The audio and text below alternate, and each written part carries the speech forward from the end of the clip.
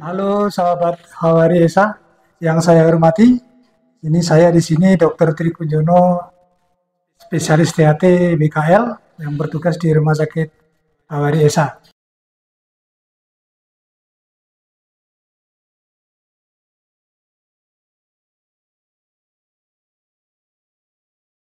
Infeksi telinga tengah ini kita pakai batasan awam saja. Jadi adalah infeksi yang mengenai telinga ditandai dengan keluarnya cairan dan gangguan pendengaran. Pada penelitiannya yang berlangsung lama.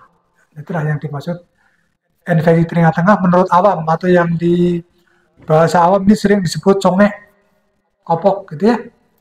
Kira-kira seperti itu.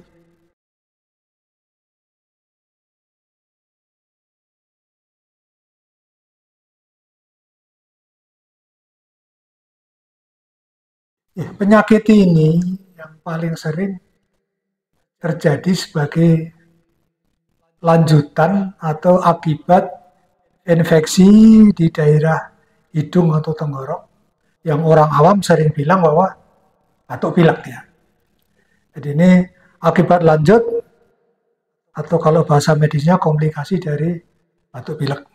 Ya. Itulah kira-kira menjadi penyebab paling sering. Meskipun ada sebab-sebab yang lain, tapi itu sebab yang paling sering ditemukan adalah komplikasi dari batuk pilek pada penderitanya.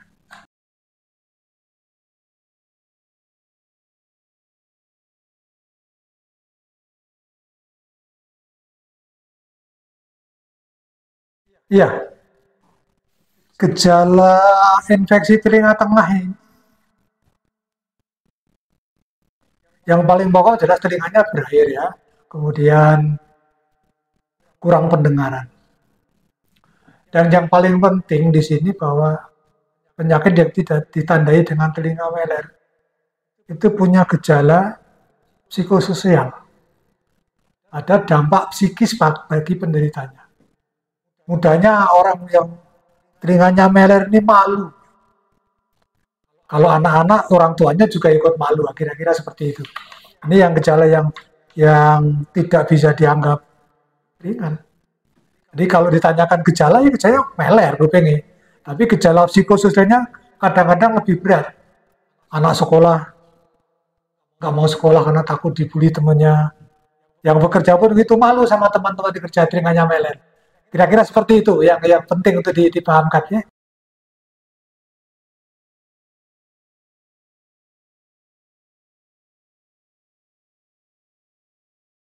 Ya tadi berkait dengan gejala yang muncul,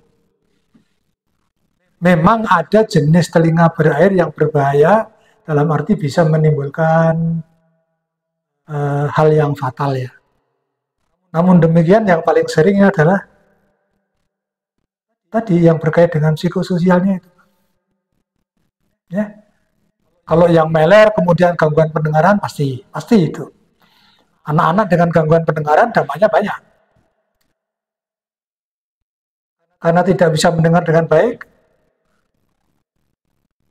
dia sekolah juga tidak bisa mendengar dengan baik. Tidak bisa belajar dengan baik.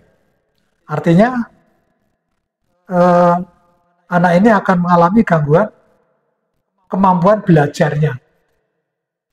Ditambah lagi, kita tahu bahwa penyakit batuk pilek, infeksi hidung tenggorok itu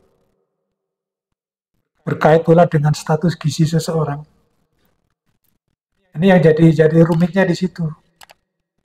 Mereka yang sering kena penyakit ini berkait pula dengan kondisi gizi yang tidak baik, kondisi sosial yang tidak baik, kemampuan belajar yang tidak baik. Ini yang jadi masalah adalah sepertinya kita akan membiarkan munculnya generasi-generasi yang miskin sosial, miskin ilmu. Ini bahaya yang paling menakutkan dari infeksi telinga tengah. Sudah nggak pinter sekolahnya, umumnya juga berasal dari golongan yang kurang mampu. Ini yang jadi masalah. Kira-kira gitu, Mbak.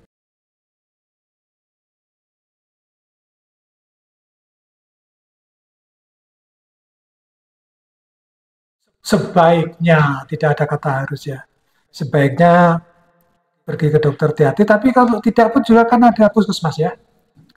Mestinya teman-teman di puskesmas, dokter di puskesmas juga bisa mendiagnosis penyakit ini, kemudian juga bisa memberikan tata laksana yang optimal. Jadi kalau harus ke dokter THT, saya katakan harus, nanti kadang-kadang kita kasihan ya.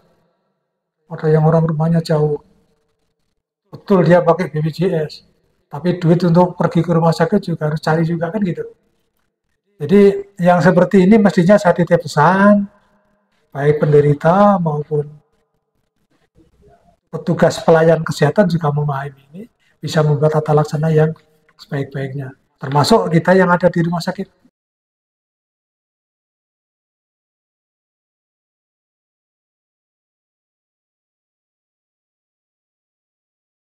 Ya, tadi berkait dengan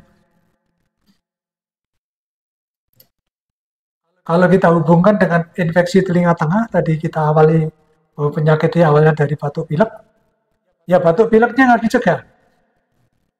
Batuk pilek ini masalahnya karena virus. Virus kaitannya dengan kondisi status gizi ya. Nah, rentetannya seperti itu, status gizinya harus baik, kebersihannya harus baik. Kalau yang lain-lain ya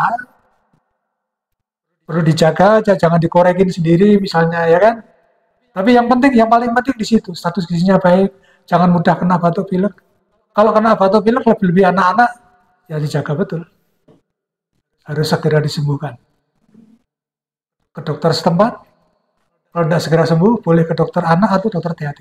Kira-kira jawabannya seperti itu, Pak. Ya, itu yang bisa kami sampaikan dalam waktu yang pendek singkat ini. Mudah-mudahan bermanfaat. Kalau masih ada yang ditanyakan atau kurang jelas, kapan saja bisa menyampaikan pertanyaan.